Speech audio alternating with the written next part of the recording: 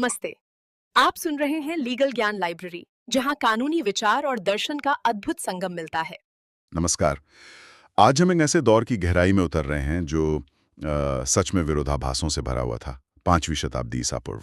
हाँ, बिल्कुल। ये वो समय था जब दुनिया के कई कोनों में, खासकर ग्रीस और भारत में, एक तरफ तो भयंकर उथल-पुथल थी, युद्ध चल रहे थे। और दूसरी तरफ विचारों की एक नई क्रांति जन्म ले रही थी। तो इस पर बात करने के लिए हमारे पास विकिपीडिया से कुछ जानकारी है और खास तौर पर प्राचीन भारतीय वैयाकरण यास्क पर कुछ सामग्री है। सही। कोशिश ये रहेगी कि इस युग के सबसे अहम मोड़ों और विचारों को सामने लाया जाए। ये समझना कि कैसे संघर्ष और ज्ञान साथ साथ चल रहे थे। बिल्कुल, ये इतिहास का एक ऐसा चौराहा था, आप कह सकते हैं, जहां पुरानी दुनिया बदल रही थी और नई दुनिया वो आकार ले रही थी। साम्राज्यों के टकराव के शोर के बीच में ज्ञान की शांत लेकिन बहुत शक्तिशाली धाराएं भी बह रही थीं। दर्शन में, विज्ञान में और जैसा हम देखेंगे भाषा की समझ में भी। तो चलिए पहले उस पुथल वाले हिस्से को देखते हैं। फारसी युद्ध है ना, पर्शियन वॉर्स। इनका जिक्र तो जरूरी है। हाँ, बहुत जरूरी। ये ग्रीस के जो छोटे छोटे शहर राज्य थे, उनके गठबंधन और उस समय के विशाल अकेमेनिड फारसी साम्राज्य के बीच लड़े गए थे। मैराथन, प्लेटिया, माइकेल, ये नाम आज भी याद किए जाते हैं। और इन युद्धों का नतीजा बहुत महत्वपूर्ण था। ग्रीक शहरों ने मिलकर फारस जैसी उस वक्त की सुपर पावर को ग्रीस पर कब्जा करने से रोक दिया। ये छोटी ताकतों की एक बहुत बड़ी जीत थी। इसने न केवल ग्रीस को बचाया, बल्कि उनका जो आत्मविश्वास था वो बहुत बढ़ गया, खासकर एथेंस का। और मैराथन की लड़ाई, वो कहानी तो हाँ, आज भी जिंदा है। हाँ, वो फिडिपिडीज वाली। हाँ, कहते हैं कि फिडिपिडीज नाम का एक दूत जीत की खबर देने के लिए मैराथन से एथेंस तक भागा था, करीब 40 किलोमीटर। जी। और इसी से आज की मैराथन दौड़ प्रेरित है। सोचिए, एक युद्ध की खबर से खेल बन गया। कमाल है ना। लेकिन युद्ध के बाद शांति नहीं आई, ये भी है। अच्छा। हाँ, ग्रीक गठबंधन में जो सबसे ताकतवर सैन्य शक्ति थी, स्पार्टा, वो तो चाहता था कि बस अब युद्ध खत्म माना जाए, मामला रफा दफा हो। ओके। लेकिन एथेंस, जिसका नेवल पावर नौसैनिक बेड़ा ज्यादा मजबूत था, उसने इसे एक मौके की तरह देखा। हाँ, मैंने पढ़ा था। एथेंस ने न केवल पलटवार किया, बल्कि फारसी कंट्रोल वाले जो ग्रीक इलाके थे उन्हें आजाद कराया और फिर एक नया गठबंधन बना लिया, डीलियन लीग। बिल्कुल। कहने को तो ये फारस से सुरक्षा के लिए था, पर धीरे धीरे क्या हुआ कि ये एथेंस के अपने साम्राज्य का एक जरिया बन गया। और यहीं से ग्रीस के अंदर ही आपस में ही तनाव की शुरुआत हो गई। एथेंस बनाम स्पार्टा। हाँ, एथेंस की बढ़ती ताकत और महत्वाकांक्षा, और दूसरी तरफ स्पार्टा, जो पारंपरिक रूप से ग्रीस का लीडर रहा था। इन दोनों ताकतों की टक्कर आखिरकार एक लंबे और बहुत ही विनाशकारी गृह युद्ध में बदली, पेलोपोनेशियन युद्ध। Peloponnesian war. जी, इस पूरी दौर में आयोनियन विद्रोह हुआ, सार्डस शहर को जला दिया गया, लाडे की समुद्री लड़ाई हुई, ऐसी कई हिंसक घटनाएं हुईं। तो ये दिखाता है कि जीत के बाद भी संघर्ष रुका नहीं था। अच्छा, तो ग्रीस में सब चल रहा था, क्या दुनिया के दूसरे हिस्सों में शांति थी? इटली में रोम का क्या हाल था? वो भी तो उभर रहा था। हाँ, रोम भी धीरे धीरे अपनी पहचान बना रहा था।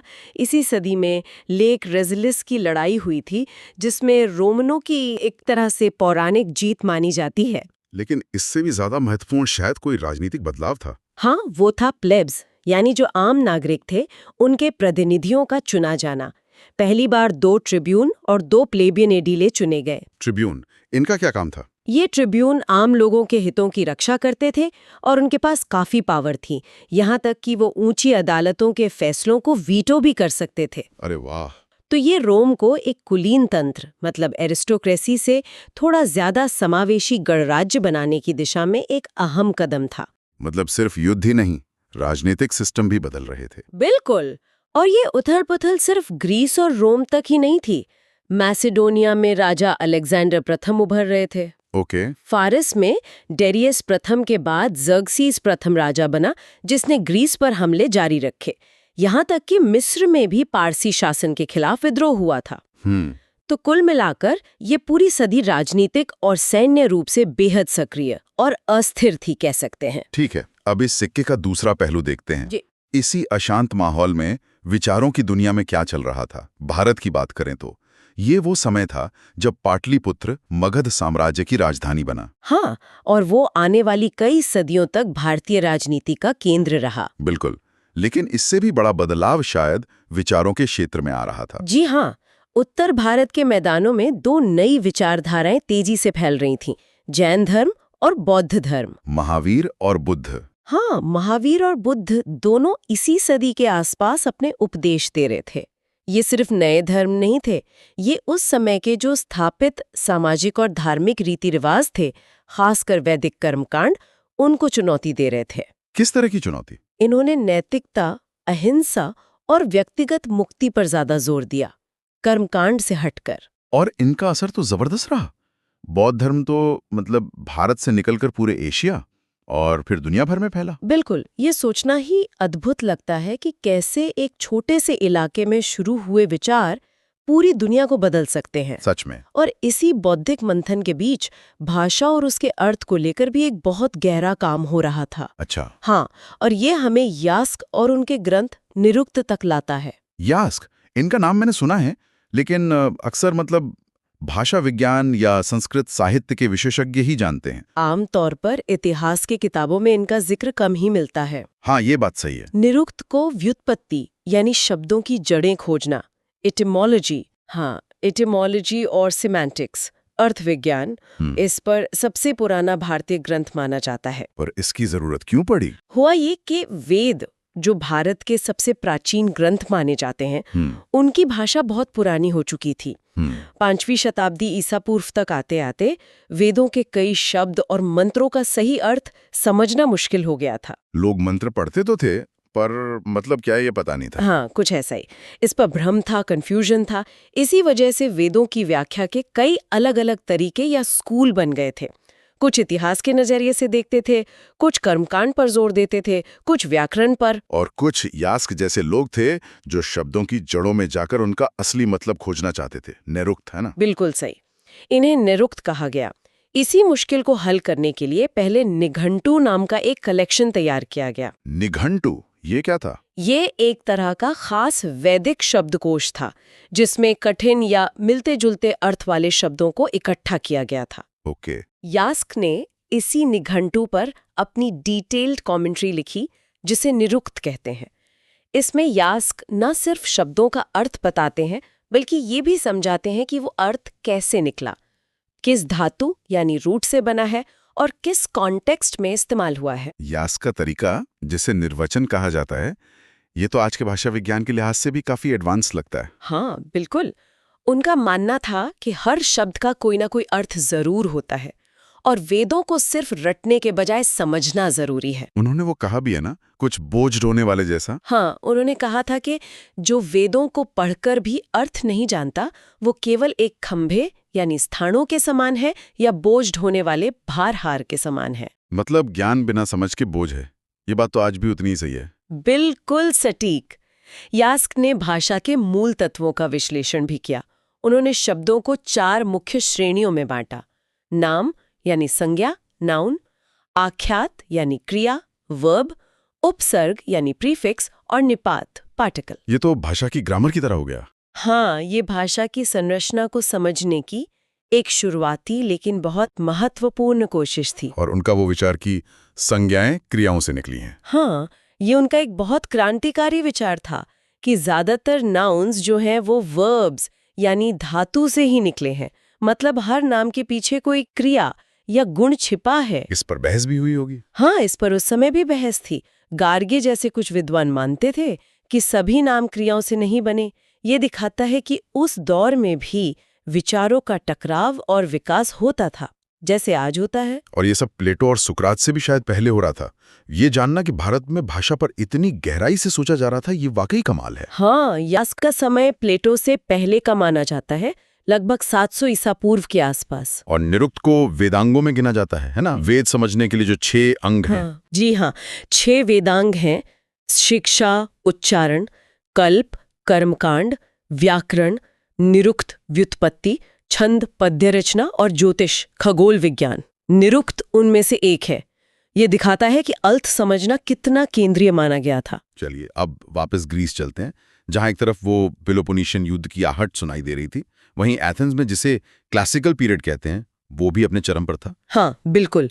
और इस दौर का सबसे बड़ा नाम शायद सुकरात का है। सुकरात। हाँ, सुकरात का दर्शन पश्चिमी विचार परंपरा के लिए एक मील का पत्थर है। और दिलचस्प बात यह है कि उन्होंने खुद कुछ नहीं लिखा। हाँ, ये मैंने सुना है। तो हमें उनके बारे में पता कैसे चलता है? हम उन्हें उनके शिष्यों, खासकर प्लेटो और जेनोफोन के लेखन के जरिए जानते हैं। उनका तरीका था सवाल जवाब के जरिए सत्य तक पहुंचना, जिसे सुकरातिक पद्धति कहते हैं। अच्छा। वो नैतिकता, न्याय, ज्ञान जैसे बुनियादी सवालों पर जोर देते थे। लोगों को अपने विश्वासों पर सवाल उठाने के लिए उकसाते थे। और सिर्फ दर्शन ही नहीं, नाटक का भी ये स्वर्ण युग था, है ना? बिल्कुल। एस्किलस, सोफोक्लीज, यूरिपिडीज, ये सब महान दुखांत नाटककार थे। और एरिस्टोफेनीज जैसे हास्य नाटककार भी थे। इनके नाटक सिर्फ मनोरंजन नहीं थे शायद। नहीं, बिल्कुल नहीं। वे समाज, राजनीति, युद्ध, मानवीय भावनाओं, इन सब पर गहरी टिप्पणी करते थे। उनकी कई रचनाएं तो आज भी पढ़ी और खेली जाती हैं, वेस्टर्न थिएटर की क्लासिक्स मानी जाती हैं। हाँ, और इसी दौर में एथेंस में पेरिक्लीस जैसे नेता के नेतृत्व में कला और वास्तुकला का भी खूब विकास हुआ। वो शानदार पार्थेनन मंदिर। हाँ, पार्थेनन, जो एथेंस की पहाड़ी पर आज भी खड़ा है, बिल्कुल, वो इसी युग का प्रतीक है। ये सब दिखाता है कि युद्ध और अशांति के बीच भी रचनात्मकता और बौद्धिक जिज्ञासा अपने चरम पर थी। तो हमने युद्ध देखे, राजनीतिक बदलाव देखे, भारत और ग्रीस में दार्शनिक और भाषाई विकास देखा। क्या इस सदी में कुछ और भी महत्वपूर्ण हो रहा था? मतलब संक्षेप में बताएं तो। उनके विचारों का प्रभाव तो सदियों तक रहा। ओके। चिकित्सा के क्षेत्र में ग्रीस में हिपोक्रेट्स हुए। उन्हें आधुनिक चिकित्सा का जनक कहा जाता है और उनका नाम आज भी डॉक्टर्स शपथ लेते समय याद करते हैं, हिपोक्रेटिक ओथ। हाँ, हिपोक्रेटिक ओथ। और इतिहास लेखन में हेरोडोटस। जी, हेरोडोटस, जिन्हें इतिहास का पिता कहते हैं। उन्होंने फारसी युद्धों का विस्तृत वर्णन लिखा, जो हमें उस दौर के बारे में बहुत कुछ बताता है। और विज्ञान में डेमोक्रिटस, जिन्होंने एटम का आइडिया दिया। हाँ, डेमोक्रिटस ने ये विचार रखा कि दुनिया बहुत छोटे छोटे कणों से बनी है, जिन्हें उन्होंने एटम कहा, यानी अविभाज्य। ये तो मतलब अपने समय से सदियों आगे का विचार था। क्या बात है। टेक्नोलॉजी में भी कुछ हुआ? हाँ, तकनीकी मोर्चे पर भी काफी कुछ हो रहा था। चीन में ढलवां लोहे, मतलब कास्ट आयरन का इस्तेमाल बड़े पैमाने पर शुरू हुआ। इससे खेती के औजार और हथियार बेहतर बने। और मौजी के अनुयायियों ने ट्रेबुशेट जैसे घेराबंदी के हथियार विकसित किए। उधर ग्रीस में जहाजों को रोकने के लिए बेहतर डिजाइन वाले एंकर बने। फ्लूक वाले एंकर, भारी सामान उठाने के लिए क्रेन का इस्तेमाल शुरू हुआ। अच्छा। कला में चित्रों में गहराई दिखाने के लिए रैखिक परिप्रेक्ष्य, लीनियर पर्सपेक्टिव की शुरुआती समझ विकसित हुई। कांसे की मूर्तियां ढालने की जो लॉस्ट वैक्स तकनीक थी, वो और बेहतर हुई। और चीन में सिंचाई? हाँ, चीन में जिमिन बाओ ने बड़ी सिंचाई नहरें बनवाई, जिससे खेती बढ़ी।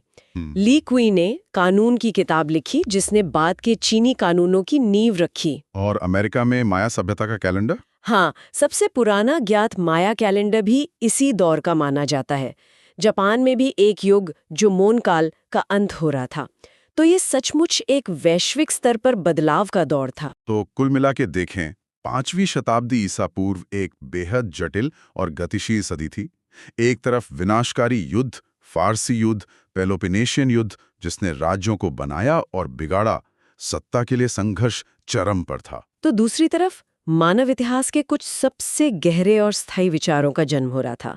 सुकरात, बुद्ध, महावीर जैसे चिंतक जीवन, नैतिकता, ब्रह्मांड के बुनियादी सवालों से जूझ रहे थे। और यास्क जैसे विद्वान भाषा की आत्मा को समझने की कोशिश कर रहे थे। हाँ, ये वो नींव थी जिस पर आने वाली सदियों की सभ्यताएं खड़ी हुईं। वाकई, इस एक सदी ने दुनिया को धर्म, दर्शन, राजनीति, ड्रामा, इतिहास लेखन, भाषा विज्ञान, मतलब लगभग हर क्षेत्र में कुछ न कुछ ऐसा दिया जिसका असर आज तक है। और अंत में एक विचार छोड़ जाते हैं।